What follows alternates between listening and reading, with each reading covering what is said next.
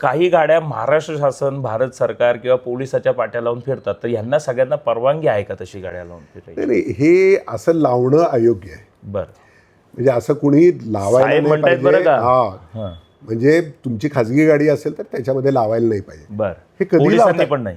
पोलिसांनी जर ते कर्तव्यावरती असतील, बरोबर, जॉबवर असतील तर जॉब, मग ती खाजगी गाडी जरी बरोबर आहे, असेल बरोबर तरी तो आहे, लावू बरोबर आहे, शकतो. अगदी त्याच्यामध्ये बरोबर. काही हरकत नाही. बरोबर आहे. ते आम्ही बऱ्याच वेळा कारवाई येस तिथे लावायला काही हरकत इमर्जन्सी नाही. जाताना काही चालू शकतं ते काही. पण असं चुकीचं लावणं हे अयोग्य आहे, बरं, हे योग्य नाहीये.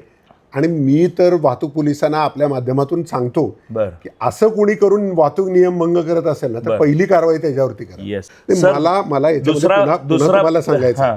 तुम्ही जे करताय ना हे योग्य आहे. येस, तुमच्यासारखे आणखीन 100 लोक असं पुण्यात काम करायला लागले ना तर निश्चित वाहतूक नियमभंगाला आणि हे असे जे करणारे लोक आहेत त्याच्यावरती चाप बसणं गरजेचं आहे. सगळ्यात महत्वाचं सर, अशा पाट्या लावून फिरणारीच लोक सिग्नल वगैरे पहिले तोडतात आणि त्यांच्या मागे अजून सगळे फल्लाड निघून जातात. त्याच्यावरती पहिली कारवाई वाहतूक पोलिसांनी करायला पाहिजे. ज्यांनी नियमभंग केला तर नक्की. कारवाई करणं नक्की करायला पाहिजे.